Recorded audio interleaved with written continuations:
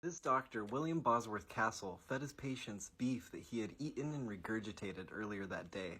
Patients were suffering from a type of anemia called pernicious anemia. Anemia is a lack of healthy red blood cells. Pernicious anemia is a type of anemia we now know is caused by a lack of vitamin B12. In 1926, when a young Dr. Castle stepped onto the scene, it was killing about 6,000 people in the United States every year. The only available treatment at the time was feeding the patients raw liver.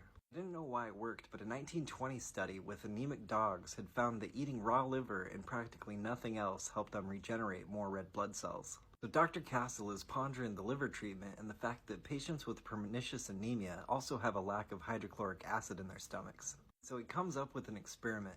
The first step of the experiment, he fed his patients 200 grams of rare hamburger for 10 days. When that didn't get their red blood cell count up, he moved to the step I mentioned in the hook. He ate a similar amount of raw beef himself and let it partially digest for an hour before bringing it back up.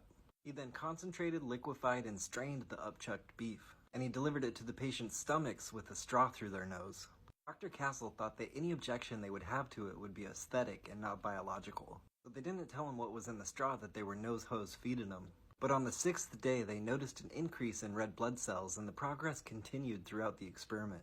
He was stoked and hypothesized that there was something in his own gut juices that he called the intrinsic factor that patients weren't producing themselves.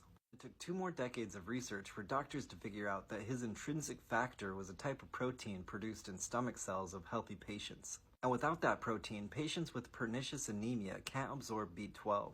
People who make the protein absorb about 70% of B12 consumed, but without it, they only absorb about 2%. That's why liver was somewhat effective, because liver is absolutely chock full of B12. Nowadays, pernicious anemia still isn't curable, but patients are given regular B12 injections, and it's rarely fatal.